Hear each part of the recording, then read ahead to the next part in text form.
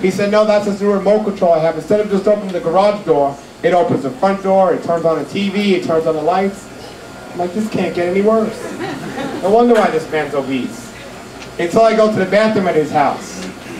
His house, the bathroom in his house was like the bathroom in a department store. I did everything I needed to do and I didn't have to touch a thing. The toilet flushed by itself, I washed my hands, the water came out by itself, dried my hands without touching anything, the door even opened and closed by itself.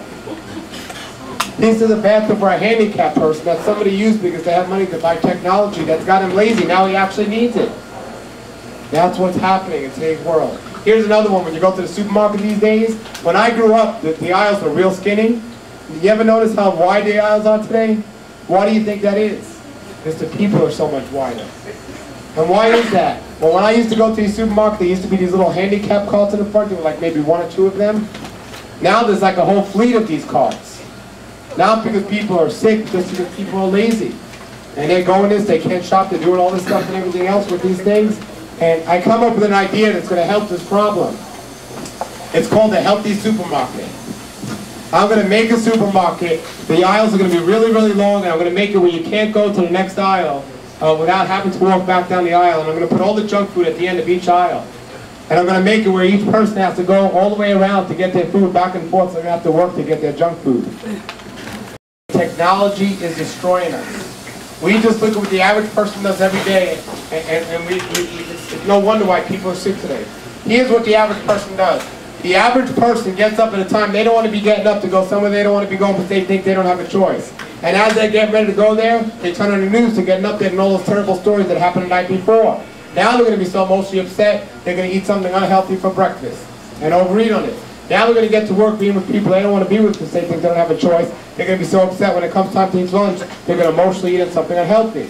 Now they're going to come home from work, the first thing they're going to do is turn on the news to get an update on all those stories. Now they're not only going to make something bad for themselves, but for their whole family. Now the whole family's going to eat something unhealthy. They're going to be so lazy, weak, and tired, all they can do is sit and watch TV after they eat. And they're so lazy they can't even turn on TV without a remote control. They can be arm's length away from the TV and they still need a remote control to turn on the TV. It makes us lazy. And then we finally figure out how to turn on the TV. What we see on there makes us constipated. What are the first 2 signs of disease? Laziness and constipation. That's it. And then right before they go to sleep, they watch the most dangerous thing on TV, the nightly news. How do you expect to get a good night's worth of sleep by watching the nightly news? It's not going to happen. But that's what the average person does every single day, and then they wonder why they're sick. They ignore the beginning signs of disease until it comes back so bad they can't do anything about it. Well, the formula for health will take care of all of this. As I said, the formula for health I learned about from Dr. Arnold Ehret, Professor Arnold Ehret, and his books are here. And this is his a book. It's not a new book because he's not been around for quite a while, but they found the manuscript to one of his older books, and it's right here, and it kind of simplifies it. The formula for life, or the formula for health, is simply this. And if you're taking notes, here's where you'd want to write some notes now. Power minus obstruction equals vitality. Power minus obstruction equals vitality. I used to say P minus V equals O, or P minus O equals V, but people thought I was talking about urine therapy, so I'd say power minus obstruction equals vitality. Some people really missed that, but anyway. Did everyone sign this? Okay. Power minus obstruction equals vitality. Another way to say that is health minus disease equals wellness. Health minus disease equals wellness.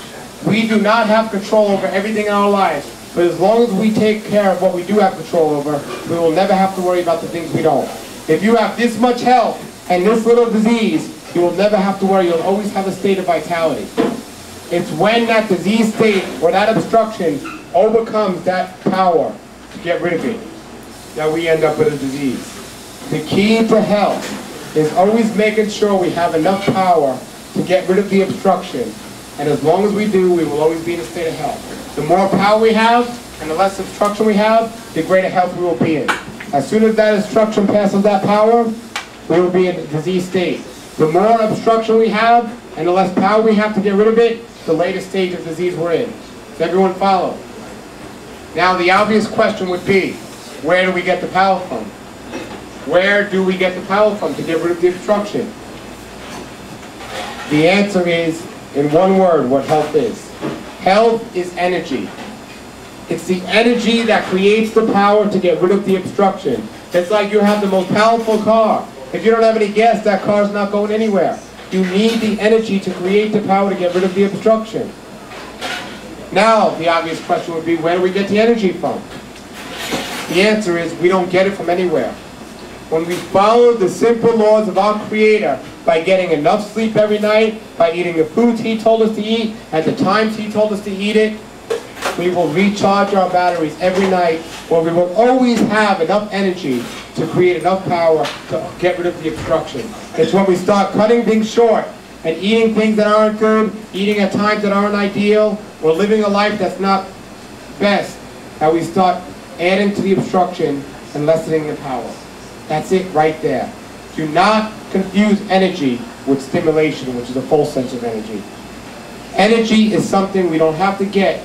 We recharge our batteries every night, and we'll always have it if we listen to what we're supposed to do. Getting enough sleep, eating the right foods at the right times. But when we don't do that, and we're too lazy, weak, and tired, we need to take these false senses of energy, these stimulants. I'm not going to name these things like Red Bull, this crazy drink Red Bull.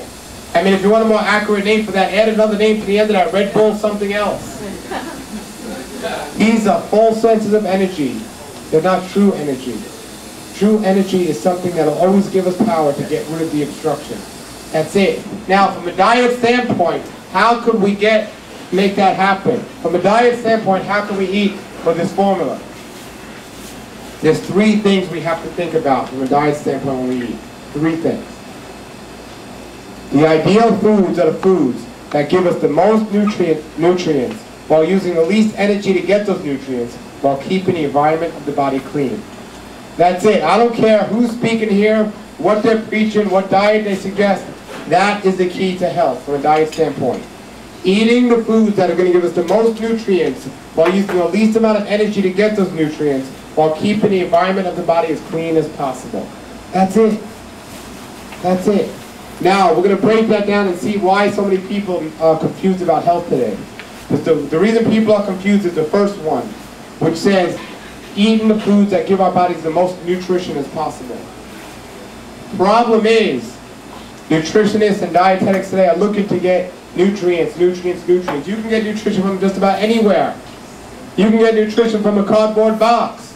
You can get it from fortified bread. You can get it with meat. You can get it with oranges. You can get nutrition from anywhere. And if you're only looking for what has the most nutrition in it, you're going to end up in a state of confusion. But the way to tell what's ideal is not only the foods that have the most nutrition in it, but how to get it while using the least amount of energy. And that is the key. That is the key. How to get it by using the least amount of energy. That's why meat is no good. If you look at meat from a nutritional standpoint, it's excellent. It has nutrients in it. But there's so much energy wasted to digest it and get those nutrients that it makes it a very low quality food source. The foods that give us those nutrients while using the least amount of energy are the highest quality food sources. That's why the raw foods, the fruits and the vegetables, the sprouts are the highest quality food source because they have the most nutrients and they use the least amount of energy to get those nutrients. Now, there are other things we need to do to make sure we get these nutrients without wasting energy. Because if it's the energy that creates the power to get rid of the obstruction, the key to health is simple. It's conserving the energy. Conserving the energy, not wasting it. When you eat cooked foods, you're wasting energy. You're building up to the obstruction. You're lessening the power. When you don't eat right before going to sleep, you're building obstruction. You're lessening the power. When you do things that we eat, things we shouldn't be eating, you're building the obstruction, less energy. We eat the things that are ideal, the things that give us the most nutrition while using the least amount of energy. And the way we eat it is something terribly important that people forget. People don't realize. Picture this. Picture there's a juicer here. And if I put a carrot in that juicer, some kale in that juicer, an apple in that juicer, it's going to go through very easily and give me all the liquid, the juice that I need. That has the nutrients in it. Very simple, going through simple, coming out simple, everything's simple.